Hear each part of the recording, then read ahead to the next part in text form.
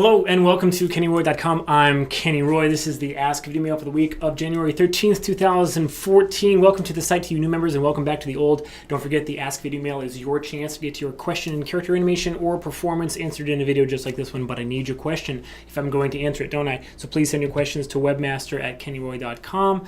I go through all the questions and I answer the ones that I think will help the most people. There's no such thing as a stupid question, and it is the best way to get the most out of the site, of course. Listen, what happens during the beginning of the year is kind of the questions poop out. All right, so I haven't been getting very many questions lately. I really need you to pile me up so that I have a really big, kind of like a stack that I can just kind of go through, okay? So please send in some questions. You get a free day on KennyRoy.com for every single question you send in. So send in 5 questions. I'll give you 5 days free on the site. So it's a great way to earn extra stuff. That goes for everybody. You don't have to be a paying member. You can be a free trial member to take advantage of everything that's here on the site, to watch all the video mails and the lectures, take part in the Anim Gym, and get a free critique at the end of the month. Also get the bonuses from the testimonials and from referring a friend. There's so many ways to just stay on the site totally for free. You could probably put together like a free membership for a year if you did it right. So anyway, please look into that stuff. The bonuses are on the menu over there on the left. Just check it out, and please, again, send me questions. I need some questions. At the beginning of the year, it always dries up a little bit. I think it's because people are getting back into the groove and they're focusing down on their work and they're not really thinking about sending in questions, but I do need them, right? This is the only site on the net that I know of that is driven by your guys' questions. So because we're a little dry right now, I went to an old school question. It was asked about a year ago, and it was referring to a piece of work that was put into the forum. And we jumped in the forum, I think, and we were critiquing this person's ear animation. Take a look.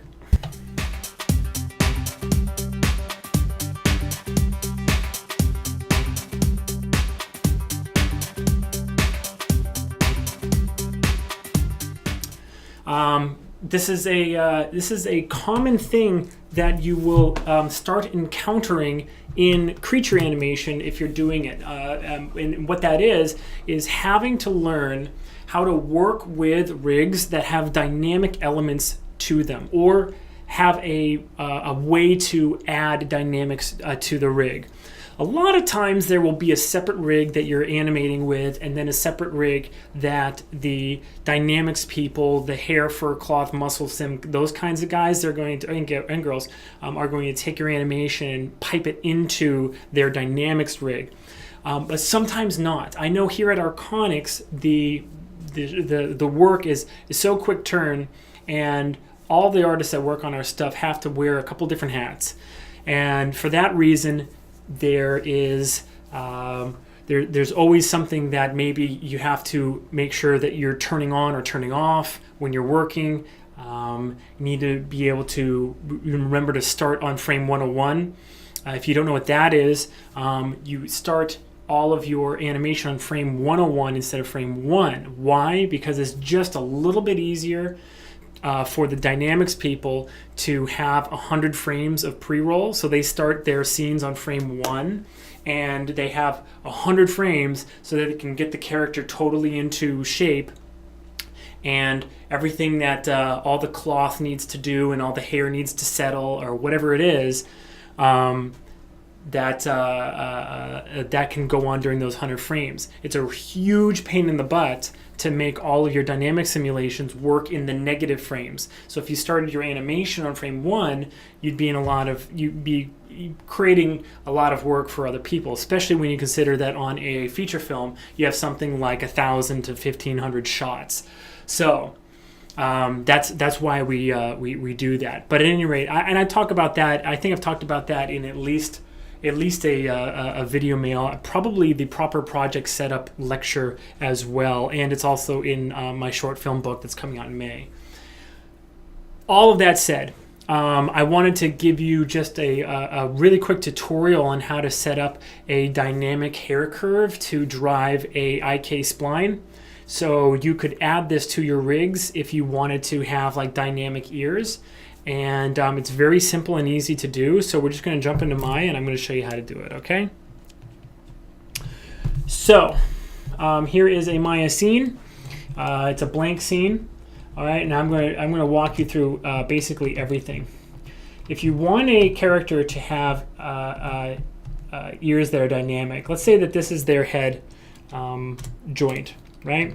I'm going to make a piece of, let me see here. Let's go. Just reset the tool. I don't know why. There we go. It wasn't attaching before. And here's the point where their ear is. Actually, let me go back. Let me try that just a little bit better. Reset tool. There we go. Okay, here's where their ear is. Okay, now I'm going to make bones that are in the ear. So just imagine you have a character where their head is, right in front right here, and then here's their ear. Okay, and it could be the same on the other side if you wanted. Okay. First thing we need to do is we need to create the IK spline, or the spline that's going to be used as the IK. So you go to Curves and use the EP Curve tool. It's the easiest to do this with, and hold down the V key. And what that will do is that will snap the curve to the joints. And now we have a curve that's going right down those joints. All right. Next thing we're going to do is going to make this dynamic. What it does is it creates a hair system and a single follicle that's driving the spline and turning it into a hair. If you go to the N Dynamics menu set and then go to N Hair and then make selected curves dynamic, it's already done. I'm going to click on frame. I'm sorry. I'm going to click on frame 200. I got to stop using the numpad.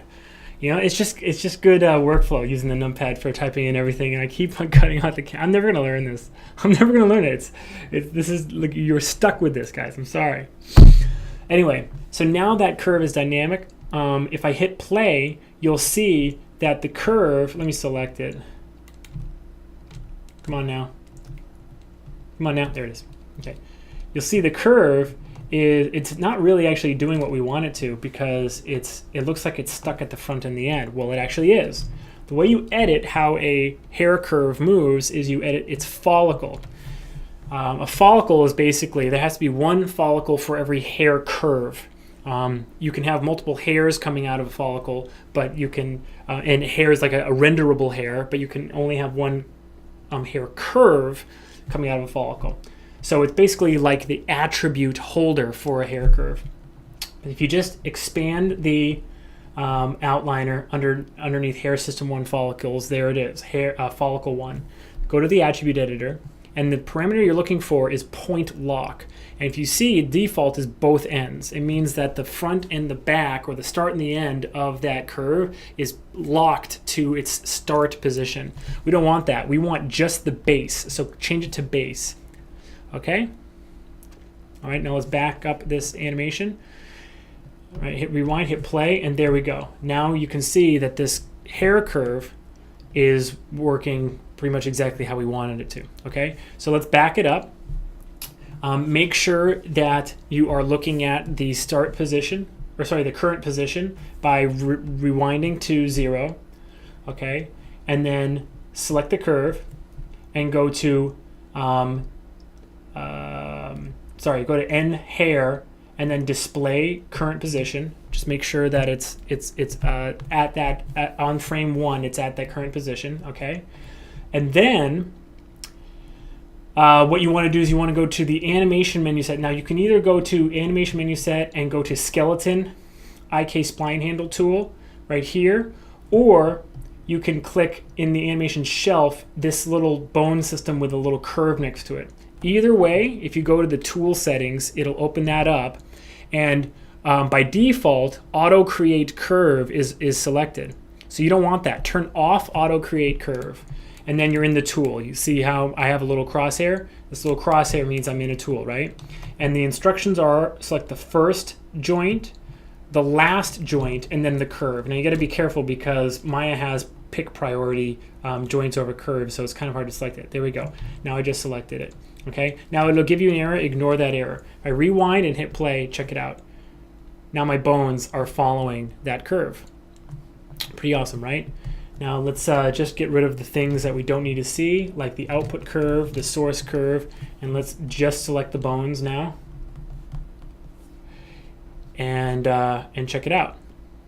All right, but this is not exactly what you would want your ears to do, right? You wouldn't want your ears to totally fall down. I mean, imagine this is like an orc, right, from World of Warcraft or something like that, with like ears that kind of like are pointy, but they come out. They're kind of stiff, right?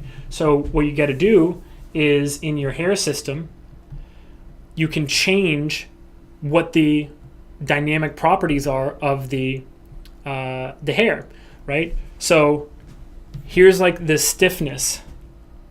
Right? Here is the attraction to the start curve. Okay? Now, this is probably your most important thing in order to make it stick with the same shape. Right? So I'm going to have it very much attracted to the start curve, like 0.7. Let's hit play. Wow, that's super attracted. All right, see that? Just that little bit of start curve attract gave it a huge amount of kind of like stiffness, or it really wants to stay like that start curve. Okay, so I can dampen that a little bit, and then I can make it so that it is way more attracted all the way up to the very tip where there's like almost no attraction. And what that will do is that will make it so that just the tips of the ears are wiggling. You see that? I'm not sure if it's easy for you to see that. Watch again. See how at the beginning of the animation, right, we have our nice stiff ears, and just the tips are sort of what do you call it, like fleshy or being weighed down. So when I hit play, they go like that. Okay? Now, if you want to add this to a rig, it should be pretty easy no matter what the rig is, no matter how the rig is set up, because you should be able to just add bones. Now you'll notice that if I move this around, if I animate this this base right here, actually that wasn't fast enough. Hold on a sec. Okay. Notice how nothing happens. Do you see that? You notice how it's not dynamic. That's the reason is because the follicle is not attached to the head. So all you need to do is you can parent constrain it if you want. So I'm just going to do a parent constraint from the joint to the follicle, so the follicle knows that it's actually being dragged along with the head. Or you could actually do a parent. I like to do constraints with everything only because when you do a parent, it can create a hierarchy that makes things hard to find. Like for instance, who would be able to find that follicle if it was all the way under a joint in the hierarchy in the outliner? Whereas if you do just a constraint, it can stay within its little like folder. Sometimes I feel like groups are almost like folders, right? So hair system follicles, right? That's where the follicle is always going to be. I can always find it there, and it moves along with the head because it's constrained. So I feel like it's a little bit better to use a constraint than a parent. But anyway, I hit play. You see that? Now it really, obviously it's moving along now with the movement of the head. See that? It's going nuts. One more time. Wow, it's like really freaking out. So you really want to change those values as much as you need to in order to get it to be kind of feeling a lot better in terms of the realism and the dynamic of that ear. Okay. Now the one last thing I want to show you is the amount of dynamics that are happening on your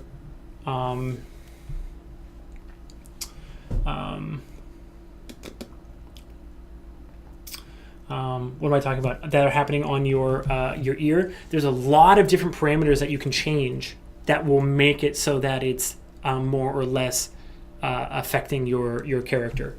Like for instance, the attraction damp, right?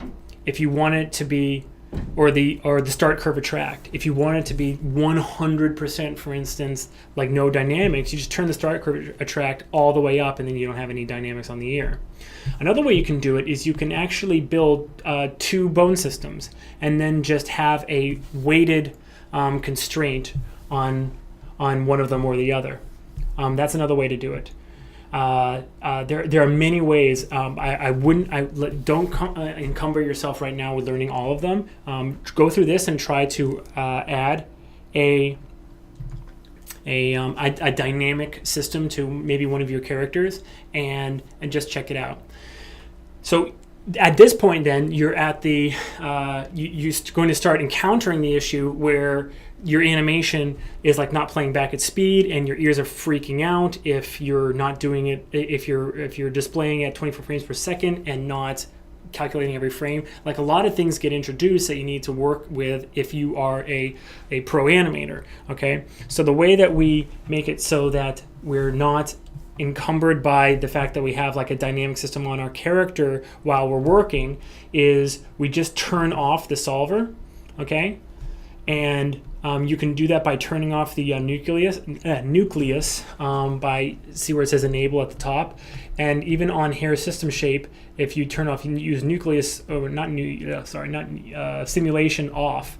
Either one of those will turn it off. So now my simulation's off. If I hit play, you'll see how the ear is no longer flipping around, right?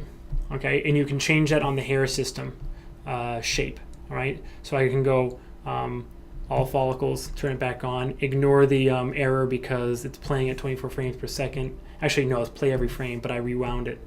All right, see, now it's back to its dynamic state. Okay, so while you're animating, you turn that off so that you're not getting, first of all, you're not getting all those annoying errors, and second of all, you're not slowing your computer down, among other reasons. Next thing you want to remember is always start your animation on frame 101. Of course, I did it again. I feel like such a stupid idiot. I keep on doing that. You want to start your animation on frame 101. Okay, that's because, let's say your animation, let's say this is the start position. Let me go back. Let's do this. Let's say this is the start position of your character. Well, on frame 1, let me go back to frame 1.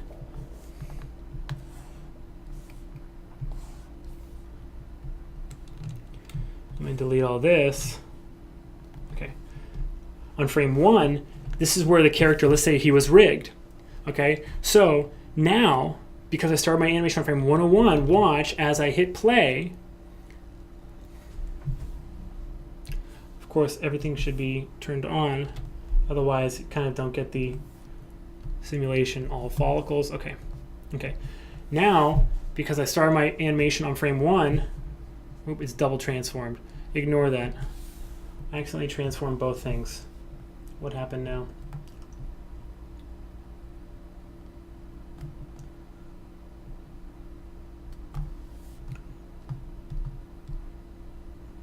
There we go. Okay. So now this has time to settle, and on frame 101, the ear is exactly where it's supposed to be. Does that make sense? I hope that makes sense. So at any rate, cool. So we get a rig a lot of times, it comes across our desk, and there are dynamic elements that have been added to it. There's no reason, if you're working at probably like a smaller or mid-range studio, that you shouldn't be able to start taking on these things. I almost did an Ask Videomail this week that asked about mail scripting and how important it is. And I won't answer it right now because I will say that for a future Ask Videomail if I don't get any questions sent to me. But sort of segueing a little bit into that discussion, there's so many specialized jobs within CG. Animation is really kind of one of the last ones that is like still at like even like the mid-range, but definitely in the upper studios. You do just animation. It's almost, though, it's like as if everything else is generalist now, but each specialization, like it's so deep, and there's so much information there that you could get lost in it. So I'm showing you these things not so that you'll get lost in these like technical tasks, and not so that you'll feel that if you don't do them, or you don't find success, or you don't like them, that you're going to be in a lot of trouble. but I want to encourage you guys to be the kind of animator that is solving problems at a studio. Like, for instance, when the client says, like, hey, that elephant is gigantic and its ears look like stiff pieces of cardboard. What are you guys doing? And the rigger has been sent home, 3 weeks ago because they were there for like 4 weeks before the animators took over, and they thought they had a finished rig, and now nobody knows what to do. Maybe you can go in, throw a couple bones in there, turn it into a dynamic hair curve, paint the weights, get it working, and just see if turning it into that and it flopping around is making it work. Or maybe you turn it into an end cloth. You don't know what end cloth is? Just like look into it. Be interested, and you'll find that a lot of these things are not as hard as you thought they were, and they can really actually help you get a leg up in animation. Okay? And you want to be a problem solver. You want to be the person that like saves the day. And these little things are totally the thing that like saves the day in production. Okay? So anyway, Daniel, we talked about your animation a long time ago. I'm not sure if anyone ever gave you the advice to maybe just turn it into a dynamic hair curve and let the ears do their own thing. I don't know. But this is how you do it. I hope you guys enjoyed that. Please send more questions to webmaster@kennyroy.com. I'm excited and looking forward to an awesome year. Good luck with your animation. And as always, rock on.